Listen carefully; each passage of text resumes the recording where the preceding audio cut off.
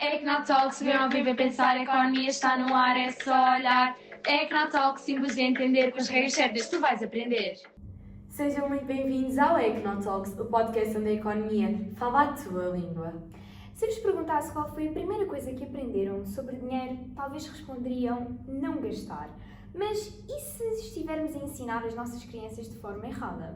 No episódio de hoje, vamos falar sobre hábitos, emoções, mesadas, consumismo e como pequenas conversas em casa podem mudar o futuro financeiro de uma geração inteira. A nossa convidada é especialista em educação financeira infantil e é também autora, palestrante e uma das vozes que mais trabalha a educação financeira nos jovens.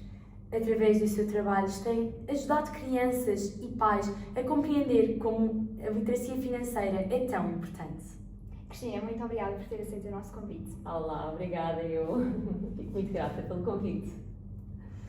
Cristina, lembra-se do momento exato em que percebeu que queria dedicar-se à literacia financeira infantil?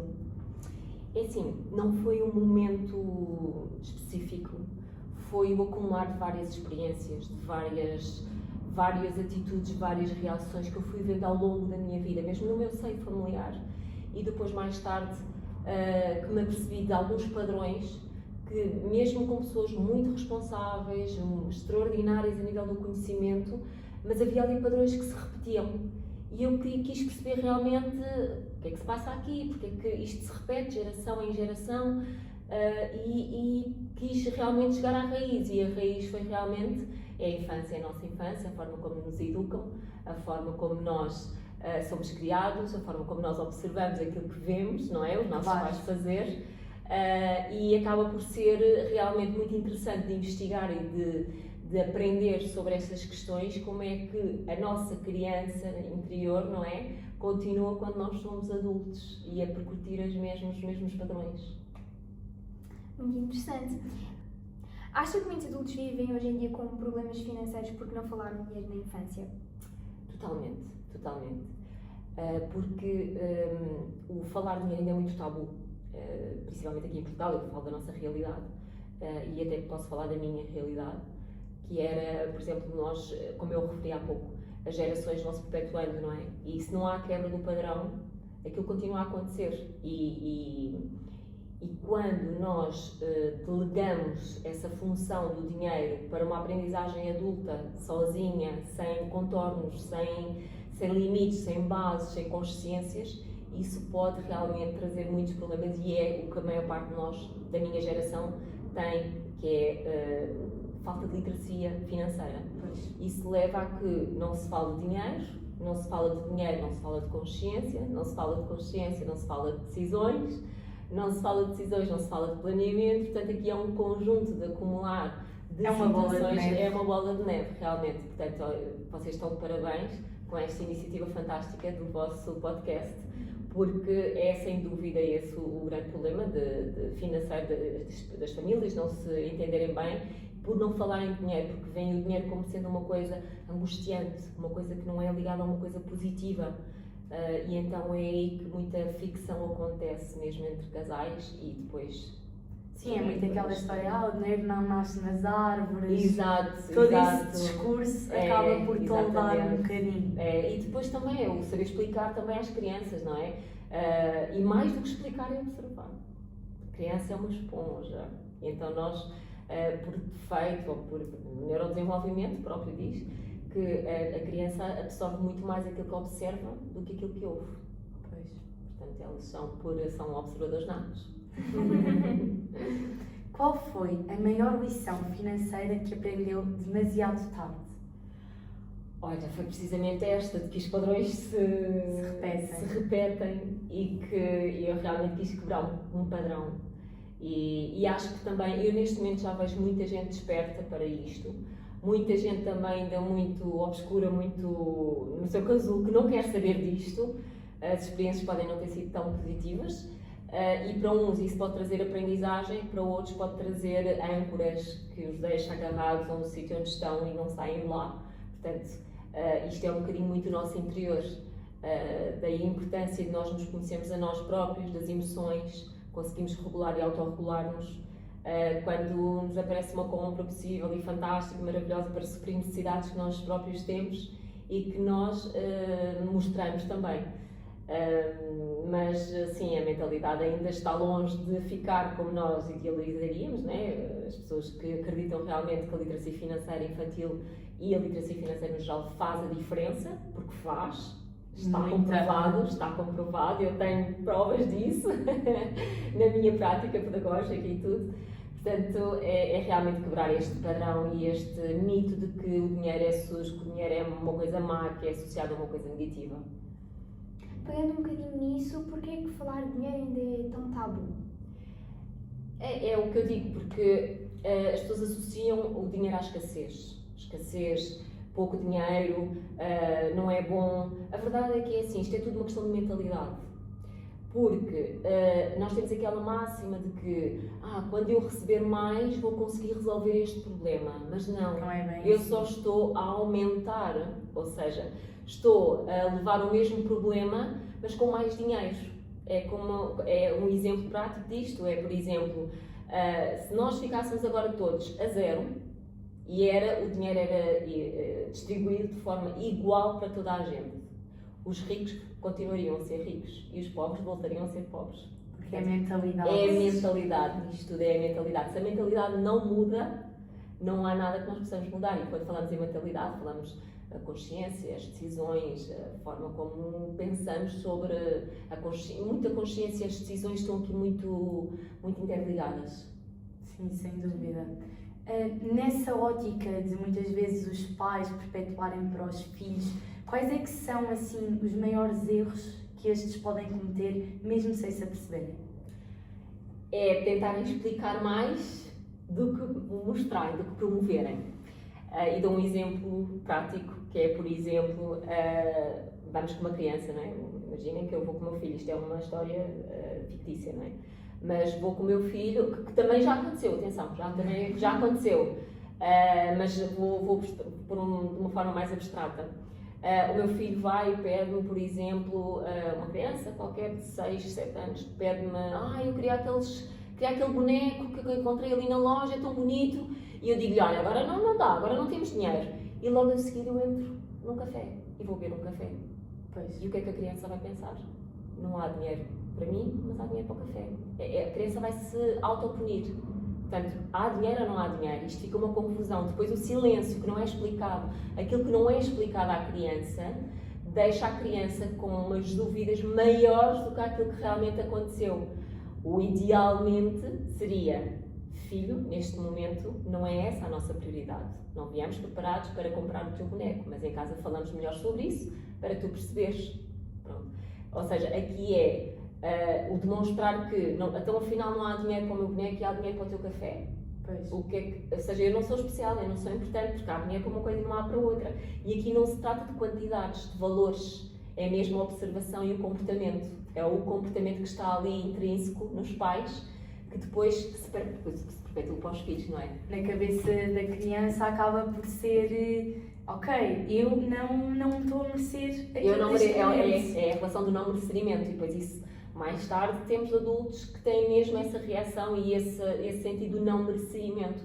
Não conseguem pedir um aumento de salário, porque têm vergonha, não conseguem pedir uma função mais acima do que aquilo em questão, acham que não merecem, porque há sempre alguém que merece mais do que eles. Portanto, nós temos de ter muita atenção, porque isto vai educar a forma como eles vão pensar na forma adulta, na fase adulta. Os primeiros anos são os mais importantes, porque são aqueles que vão definir a forma como nós vamos ser no futuro. Sim, sem dúvida. Eu acredito plenamente nisso, e o neurodesenvolvimento diz-nos completamente que até aos 12 anos as crianças realmente conseguem começar a ganhar uma capacidade de consciencialização, mas só a partir dos 25 anos, e vocês já estão muito à frente, a zona do cérebro do córtex pré-frontal só está totalmente consolidada, que é a parte onde nós tomamos decisões mais conscientes, temos mais liberdade para perceber o que é certo e o que é errado, é aos 25 anos que ele se forma na totalidade. Portanto, e então isto está tudo muito ligado com a neurociência, eu não estou a inventar nada, isto está tudo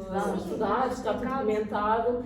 E é realmente interessante perceber como é que é o neurodesenvolvimento e a fase de cada criança, porque eu, a falar com uma criança de 5 anos, eu não posso falar da mesma forma como falo com uma criança de 10 anos, nem com uma criança, nem com um adolescente de 14. É totalmente diferente.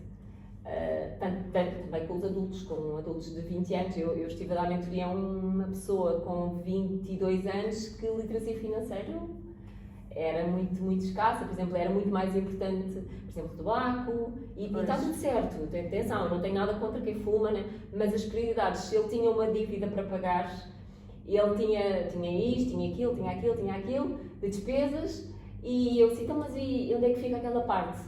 Se sobrar vai para lá. Não pode ser. Aquela que é a primeira prioridade, é pagar-te a ti próprio. Tens de tirar uma porcentagem para ti sempre. Para investires, para guardares, para poupares, para fazeres o que entenderes. Qual é que é o problema? É não saber gastar com consciência. Claro. Porque primeiro do que saber poupar é saber gastar. E saber gastar implica o quê? Termos consciência. Se vale a pena ou se não vale a pena. Se podemos guardar para mais tarde ou se precisamos realmente agora. Isto vem daquela parte dos desejos, das necessidades. É analisar o custo da oportunidade da decisão.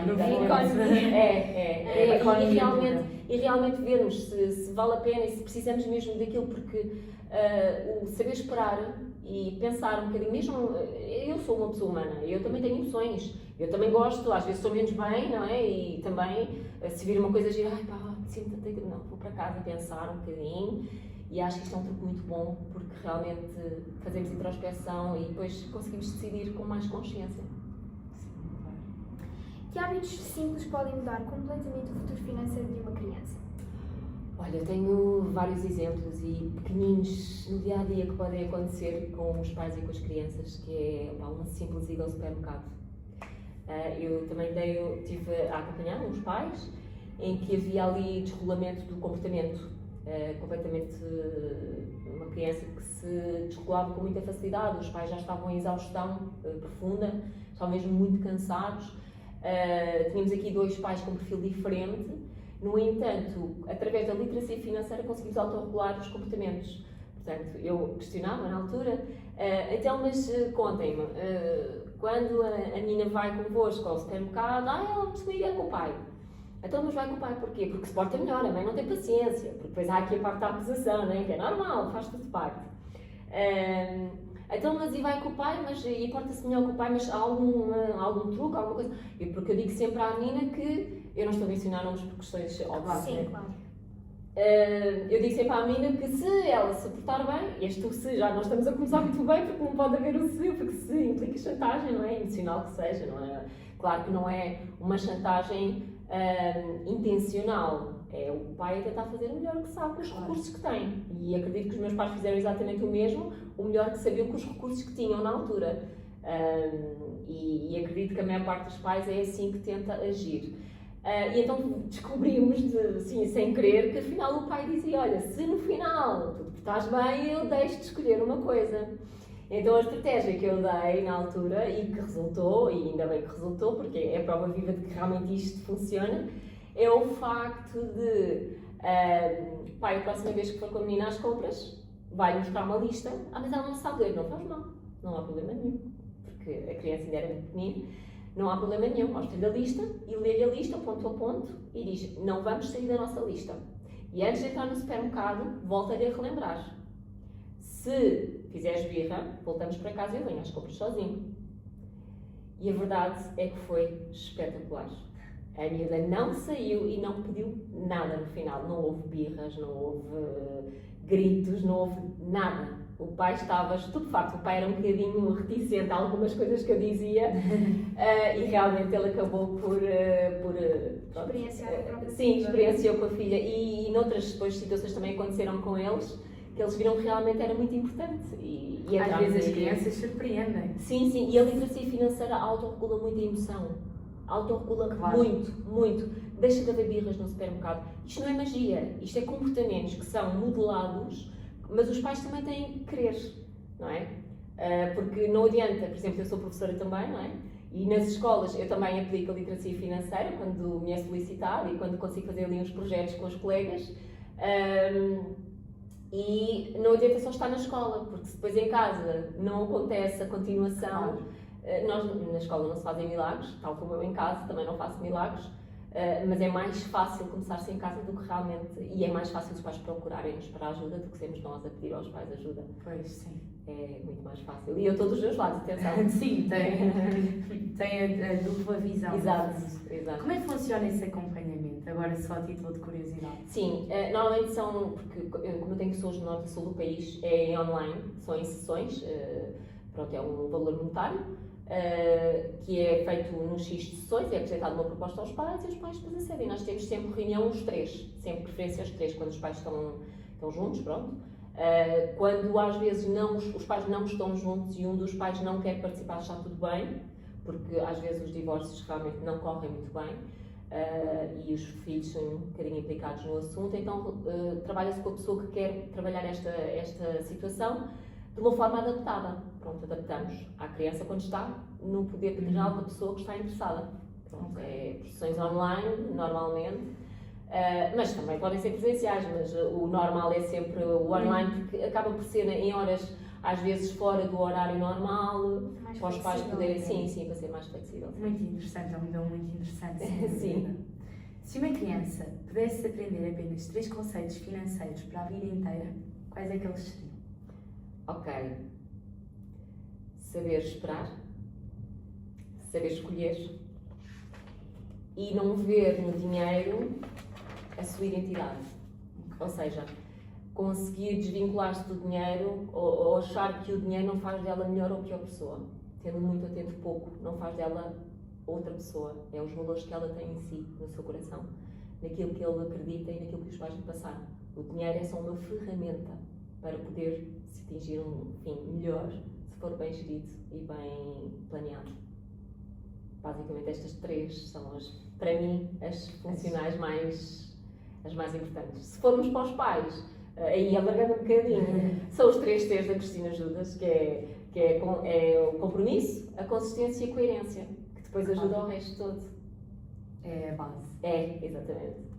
Qual é que é o maior mito sobre dinheiro que gostaria de desmistificar? É mesmo esta de falar de dinheiro devia ser como falar de batatas fritas. Por exemplo, era realmente que o dinheiro não é uma coisa má, não tem que ser o sinónimo de o dinheiro é uma desgraça, o dinheiro é o que nos traz os problemas. Não, o dinheiro é a ferramenta para se resolver algumas situações. O que está na base das desgraças financeiras é o comportamento que as pessoas têm frente a ele, não é? Claro. O dinheiro ajuda-nos a ultrapassar melhor os desafios ou a nos mandar ainda mais para baixo, depende da mentalidade. Lá está a mentalidade que nos ajuda muito a fazer as próprias escolhas, a ter a própria consciência de que aquilo vai me ajudar, vai me aproximar do meu objetivo ou vai me afastar do meu objetivo. E aqui é sempre o que é que eu vou fazer hoje que me vai aproximar do meu objetivo a curto e médio prazo, longo prazo, depende do objetivo específico. Essa diferença de mentalidade é muito fácil de ver, por exemplo, se alguém ganhar o Euromilhões. A taxa de pessoas que ganham o Euromilhões e ficam mais pobres do que aquilo que eram, ou se até podiam ter um poderio financeiro, é gigante.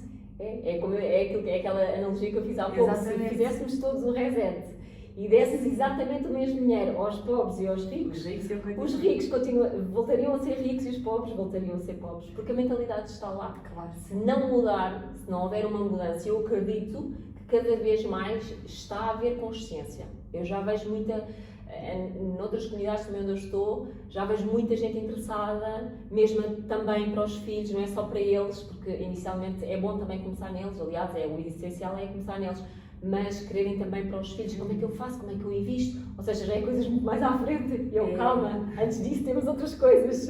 Porque acho que a cultura do investimento agora está a ser muito falada na internet. Sim, e isso tem as suas partes boas, mas também tem as suas partes más. Que as pessoas têm de ter noção de que não é tudo um mar de rosas. Não. Tem de haver muito conhecimento por trás. Sim. E convém... eu aconselho, e isto é aconselhamento e não é aconselhamento, utilizem as demos, que é o ideal, para perceberem se já estão ou não com algum conhecimento e procurar sempre uma corretora que tenha alguém que os possa realmente ajudar e avaliar, ou alguém que esteja na área e que realmente perceba disso, que se inclua em grupos de pessoas que falem o mesmo dialeto, neste caso de literacia financeira, de finanças pessoais, por exemplo. Não vão sozinhos se não têm experiência nenhuma. O mais certo é dar errado. Porque sem um apoio, um suporte, é muito fácil dar errado. É muito fácil perder dinheiro. Sem a base, sem a inteligência emocional que é necessária. Sim, as pessoas veem as ações a descer e de repente, depois, ou veem que aquilo está a subir e de repente levantam e não, aquilo sobe, desce. Há uma história por trás disto tudo, não é? Há 50 anos de história para trás que nos dizem que isto vai melhorar ou vai piorar, portanto, tem que haver realmente muito conhecimento, andarmos acima. Não é uma coisa que precisa de ser exaustiva, não é preciso. Temos é que estar muito bem autorregulados, muito bem conscientes. Eu, por exemplo, nos meus investimentos, o que é que eu faço? Os investimentos que eu faço são muito a nível moderado, digamos, um perfil moderado, quase conservador. E o que eu faço nos meus investimentos é coloco e não volto a olhar. Daí a 6 meses vejo se há realmente uma estratégia, ou é preciso haver uma estratégia de rebalanceamento da carteira, do portfólio, e continuo a pôr, é consistência. Se tivermos confiança nas empresas em que estamos a investir. Sim, é verdade. Porque há uma história para trás que nós temos todos acesso. Claro. Só irmos ao GCTF, ou mesmo ao ChatGPT também te ajuda, ou ao Cloud. Há tanta informação. Há muita informação disponível, mas também há muita desinformação. Claro. E então é preciso saber fazer triagem para conseguirmos realmente obter a informação que precisamos. Mas sempre, eu digo sempre, estejam sempre apoiados num núcleo, num ecossistema, numa mentoria, não é sempre importante. Sim, claro. Porque também é essa mentoria que vai ajudar as mentalidades e que vai ajudar a colaborar em tudo. Sim, sem dúvida. Se pudesse mudar uma única mentalidade financeira da sociedade portuguesa, qual seria? Uma única? Parar e consciencializar. Parar. As pessoas se pararem antes de irem por impulso, conseguem pensar e talvez consciencializar. Eu não consigo mudar mentalidades, como é óbvio. Claro. Eu vou tentando, deixar as minhas sementes, depois logo vemos, não é? Umas crescem e outras não, é como tudo, não é? E exploras para que mais tarde venham as árvores. Que são os nossos políticos da manhã, são vocês que vão, daqui a uns anos, tratar de nós, velhotes.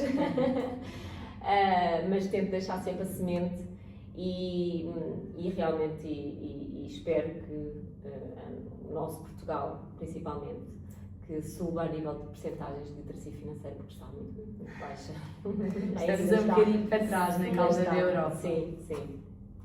Muito mesmo. Qual é que foi a história mais emocionante que já ouviu de uma criança ou de uma família no seu trabalho? Então é assim, eu tenho várias, mas esta é muito especial para mim porque veio de uma criança e de uns pais atípicos e de uma criança neurodivergente, com necessidades educativas específicas. É uma criança, eu adoro, um beijinho para ti, meu querido, sabes quem és, e os pais também sabem quem são, porque tocou-me mesmo. É uma criança que é neurodivergente, pronto, tem autismo, e muitos receios e muitas ansiedades associadas, mas ele, numa fase inicial, que eu comecei a trabalhar com os pais, ele só queria poupar, não queria gastar nada. Portanto, ele tinha muito medo de gastar e de poupar e tudo mais. Tinha muito medo de gastar, peço desculpa. E então, a verdade é que era difícil fazer o quadro dos sonhos, e numa fase inicial com as crianças é difícil fazer o quadro dos sonhos, porque para eles aquilo é uma coisa que não é normal. Mas eu tenho sonhos? Como se eu tenho sonhos? Sim, eu tenho sonhos. Afinal, eu tenho sonhos. Eu fiz só para dar aqui uma aberta, uma dinâmica com adolescentes do 6º ano, que foi, olha, pensem em 10 desejos. E quando falamos em desejos, são pessoas, até fiz com a Cristina, estávamos as duas juntas, que eu fui com a Cristina. E então foi, pensem em 10 desejos. Desejos, quando nós falamos aqui em desejos ou sonhos, estamos a falar em coisas que nós queremos ter, experienciar ou viver. Pronto, queremos ter, experienciar e... Agora já me perdi. Era muito elencado, então. E eles estavam com muita dificuldade. Quando nós desbloqueámos essa parte do experienciar, Foi assim, imagina, ir ao Jumpiard, eu estou aqui a fazer publicidade, não faz mal, não, ok. O Jumpiard, ir ao cenário, experimentarem coisas que para eles isso não era um sonho. Porquê? Porque os pais levavam, eles iam e não sabiam que aquilo custa dinheiro. Portanto, tudo isto, não é? Ou, por exemplo, como ir à Disney, ok? Ir à Disney é um sonho muito grande. Okay? É um investimento. É um sonho de família, passa a ser um sonho de família, não é? Se todos concordarem, é um sonho de família, onde os pais poderão contribuir com o dinheiro das viagens, do alojamento, e a criança realmente paga a sua entrada. E o valor da criança é inigualável, a alegria que vem naquela criança é inexplicável. Esta criança que eu estou a falar, quando ele conseguiu realmente o seu primeiro sonho e conseguiu concretizá-lo, eu ainda hoje tenho a fotografia aqui na minha memória, porque a mãe enviou-me, era ele todo feliz com o brinquedo na mão a sair das portas do supermercado. Portanto, é assim uma coisa muito... É emocionante, porque realmente estes pais são conscientes, apesar de terem uma criança neurodivergente, avançaram sem medos nenhuns e ele foi super capaz. Claro. Portanto, isto funciona com toda a gente. Eu acredito que isto pode funcionar com toda a gente. Claro que há pessoas que têm que ser adaptado, as adaptações estão lá sempre, não é? E eu como professor estou regularmente, frequentemente, diariamente a adaptar as minhas intervenções. Portanto, isto para mim é quase como falar de batatas fritas. Exatamente. E ainda mais essas crianças com necessidades especiais têm de ter esse apoio e toda essa ideologia desde cedo. Sempre. É coisa muito estruturada, muito pensada, muito falada, muito conversada, e desbloquear ali algumas crenças que eles próprios vão... Nós quando crianças, nós é que fazemos as nossas crenças pelo que observamos. Claro. Depois cabe-nos a nós em adultos desconstruir. Se não tiverem, que há sempre, não há para conseguirmos a perfeição, como é óbvio, mas eu tento sempre descrençar ou ressignificar nos meus filhos quando eu começo a perceber que há para ali uma âncora ou alguma crença que está ali a ficar a limitar o pensamento. Então tento sempre ressignificar. Portanto, o meu filho estava com vergonha do telemóvel, porque ele não tem redes sociais, ele tem 11 anos, não tem redes sociais, não tem WhatsApp, por uma questão de proteção, porque não tem maturidade emocional para isso, mas isto é uma ideologia minha e do pai. Para quem dá está tudo certo, e nós decidimos não dar. Deve ser das poucas crianças que há na escola ou na sala dele sem o WhatsApp. O WhatsApp dele está no meu telemóvel. Quando achar que é importante ele ver, ele vai ver. Não é uma questão de privacidade, é realmente uma questão de proteção. Porque já aconteceram coisas assim um bocadinho graves, e então... e ele vive muito bem com isso. Numa fase inicial eu pensei, como é que nós vamos... Porque isto são tudo desafios, não é? Não há um roteiro para ser mãe, nem mesmo na literacia financeira. Nós podemos ter indicadores, mas não quer dizer que aquilo resolve para um ou para o outro. Portanto, é realmente esta mentalidade de querer mudar e dos pais quererem também. As pessoas normalmente não sentem falta daquilo que não tiveram. Não têm propriamente a realidade. Quando falamos em emoções, isso é um bocadinho subjetivo, porque eu também estou no desenvolvimento pessoal e já ouvi muitas pessoas a dizerem que eu não tive um pai, mas eu sinto falta de um pai. Sim, porque daquilo que vem de conhecer e também... E do que se vê à roda, não é? À volta, não é? Olha para toda a gente, com o pai, e depois sente-se um bocadinho à parte. É porque que eu sinto este vazio, não é? Gostava de experienciar. Exato. E depois mais tarde também pode trazer outras coisas, não é que tenha que ser estas, mas outra coisa como o não merecimento. Sim. Ou eu não sou suficiente, porque o meu pai não esteve lá, ele não me quis, eu não sou suficiente. E acaba de levar à procrastinação, as pessoas não avançarem na vida e ficarem por ali, porque eu conheço pessoas extraordinárias, super inteligentes, mas que não conseguiram, com o conhecimento delas, o conhecimento que tinham, avançar mais do que aquilo que estava ali. Havia ali uma barreira e não conseguiram saltar. Limitaram-se. Sim, pelo perfeccionismo. O perfeccionismo implica muita insegurança da pessoa, não é? Todas as pessoas super, hiper, mega perfeccionistas não confiam em muita gente. Portanto, isso dá a sensação mesmo de insegurança, de logo eu faço. É melhor fazer eu do que mandar fazer os outros. Ficam super exaustos emocionalmente. Portanto, já estamos a levar para outros. Desculpem. Não faz mal. Esta é a parte gira e também é a parte gira da economia que está relacionada com tudo. É verdade. Com absolutamente tudo. É verdade. E as emoções estão em tudo. em tudo. A parte emocional do desenvolvimento, emocional, a consciência emocional, a inteligência emocional está em tudo nas nossas vidas, numa decisão que nós tomamos, numa ida ao supermercado, com fome ou sem fome. Sim, Se vamos com Ir fome, ao vamos comprar supermercado coisas com fome que é a pior coisa. Portanto, isto está em tudo, a inteligência emocional está em todo lado, portanto é a base da literacia financeira, é realmente Sem dúvida. a inteligência emocional, sim. Sem dúvida, sem dúvida. Vamos então à nossa típica ronda de perguntas rápidas. Sim. Preferia comprar ou investir? Investir. Dinheiro ou tempo? Tempo. Mesada fixa ou por objetivos? Depende da fase, mas sempre com intencionalidade educativa. Depende das fases, porque às vezes eles têm fases mais desafiadoras e a gente tem que pôr ali algumas intencionalidades educativas mais limadinhas, mas sim, mas sim. Poupar ou aproveitar o momento? Com planeamento, equilíbrio. Sem planeamento, aí já ficamos, tem que ser mesmo tudo muito bem planeado para podermos ter um bocadinho dos dois, porque se só nos divertirmos, o dinheiro não chega. Pedir um crédito pessoal para ir para as Sim, Maldivas. se calhar. Fora de questão, há calhar. planeamento e temos que cortar em algumas coisas, se calhar temos que abdicar de almoço e jantares fora, comemos em casa durante um ano, se for preciso, e não, ou vamos uma vez de 3 em 3 meses, nós por acaso não temos esse hábito de ir comer fora. Mas há coisas que nós realmente nos privamos para poder ir de férias, mas quando falo em privar não é privação de coisas básicas, necessidades básicas, não é? É aqueles luxos, pequenos luxos que nós queremos ter. Necessidades supérfluas, no fundo. Assim, um bocadinho por aí, sim, para podermos ter algo maior, não é? Umas férias melhores, por exemplo, como o ano passado também fizemos. Os meus filhos, por exemplo, a semanada que eles recebiam era para gastar, nós fomos ao México, então era para gastar lá no México. E então, o que é que conclusão? Eles levavam, acho que era $100 cada um. Já tinham guardado $100, que era o sonho deles. A minha filha gastou, ela é um bocadinho mais poupadinha e isso preocupa um bocadinho porque ela não gosta mesmo de gastar, ela é mesmo burra. Mas também já foi à falência, ela já foi à falência, portanto está tudo certo, está no caminho certo, é raro que a gente aprenda. Mas a minha filha gastou $7 e ele gastou $20, portanto não sei para gastar deles, portanto, nós nunca não dissemos nada. E quando é que eles se lembraram de gastar? No aeroporto. Foi no aeroporto, nem se lembraram quando lá estavam em gastar. Portanto, isso vai tudo realmente das privações e da consciência que nós lhes damos, do que é importante, do que realmente é importante.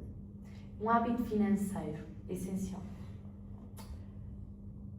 Um hábito financeiro, investir com consciência e consistência, sempre, mesmo que seja pouco, sempre, todos os meses. Com apoio, se já souberem, se não, é parar e pensar, consciencializar acima de tudo. Penso. Que livro toda a gente deveria ler? Então aqui eu não vou escudar de dar aqui as fases do desenvolvimento, porque a neurociência está toda a provar por trás, não é? O neurodesenvolvimento. E então, olha, aconselharia aqui o livro dos Guardiões do Tesouro. Foi escrito por um amigo meu, que dá desde do pré-escolar até aos 12 anos, mais ou menos. São uma compilação de 12 livros que ajuda precisamente a lidar com o dinheiro de forma a brincar, com os bolos em casa, com os avós, com o núcleo familiar, com os amigos, a quererem restaurar um parque da freguesia. Portanto, tem aqui imensas histórias muito giras que eu aconselho até aos 12 anos. Depois também aconselho Um Cão Chamado Dinheiro, do Bodo Schaffer, que é muito explicativo, muito exemplificativo e muito fácil de ler. Portanto, é muito para os adolescentes, neste caso. Depois, da minha querida Cristina, Desperta o Gênio Financeiro, do seu filho para os pais, e o Pai Rico, Pai Pobre, do Robert Kiyosaki, que este foi o meu primeiro livro. É o clássico. É o clássico, Pai Rico, Pai Pobre, mas aqui ainda na área dos adolescentes também aconselho, não trouxe, mas tenho também, que é o do Pai Rico, Pai Pobre da adolescência, que é também muito bom e também tem ali muitas nuances que vai de encontro, está no meio deste e deste. Está no meio deste e deste, portanto, acho que é por aqui. Muita leitura para pôr. Sim, aproveita também os audiobooks, que há muitos gratuitos e que não precisam gastar tanto dinheiro. Eu é que sou assim uma doida por livros e pronto, já lá em casa já meu marido já me consciencializou, atenção, porque já estás a gastar muito dinheiro em livros. Então eu já tive que me consciencializar, já parei, já esperei e já acabou. Eu também sofro um bocadinho por isso com os Depois o livros. cheirinho deles. É tão depois diferente poder ter. sublinhar e poder sublinhar e poder... É tão diferente ter fisicamente É, o livro. é. Pronto. Aproveitando agora o seu livro, como é que Sim. foi todo o processo da escrita, publicação? Olha, foi um processo muito, muito interessante, porque isto é um bebê que eu já sonho ter há muitos anos. Lá está, a minha mentalidade era assim um bocadinho mais pequenina e cruzei-me na mentoria da Cristina com um colega amigo, agora amigo, somos amigos das famílias, que é o Eugénio, que está aqui no final da página, aqui deste lado, tem aqui ele, tem aqui, estou aqui eu. Eu disse, Eugénio, eu preciso de uma mentoria de desenvolvimento pessoal, que eu estou aqui a passar alguns desafios. E ele, assim do nada, diz-me assim, Cristina, vamos escrever um livro. Eu, como? Vamos escrever um livro. E eu, bora, só vamos. Depois decide-se o resto. E o resto logo se vê. Então como é que começámos a elaborar? As coisas fluíram muito rapidamente. Tivemos a sorte de ter o meu marido, que é fantástico nestas edições, foi ele que fez esta parte toda, mesmo da parte interior, foi ele que fez a edição e estas partes todas que fazem parte do livro. As histórias também foram todas muito bem alinhadas, muito bem pensadas. Tentámos puxar sempre as nossas comunidades, eu moro relativamente perto aqui, fala mesmo dos sítios onde nós moramos, que é giro, e as pessoas que lá moram também.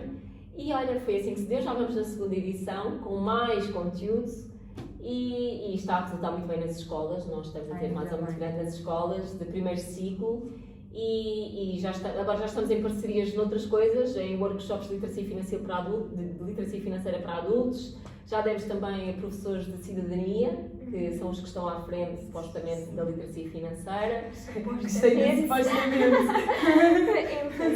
porque eu estou na realidade das escolas, não é? E sei que... Nós Nós também. Pois é, porque é assim, isto é tudo muito bonito do governo falar sobre impor-se a literacia financeira, mas depois quem está no terreno não sabe o que é que há de fazer com isto. Como é que é depois de um professor de cidadania que muitas vezes nem sequer teve a literacia financeira que necessita para ele passar isso? Vai passar crenças que são dela neste caso, do docente, que podem estar ou não coerentes com aquilo que é realmente a neurociência. Eu já tive exemplos e posso passar-vos aqui, eu não sei, não vou especificar nenhuma escola em concreto, que acho que não faz sentido nenhum, mas a pessoa estava a dar o melhor que ela sabia para os alunos, que era uma coisa, eu vou dar-vos o exemplo, vocês que estão nesta área, vocês vão identificar logo o erro que foi. Têm que fazer uma emenda para uma semana sem repetir ingredientes.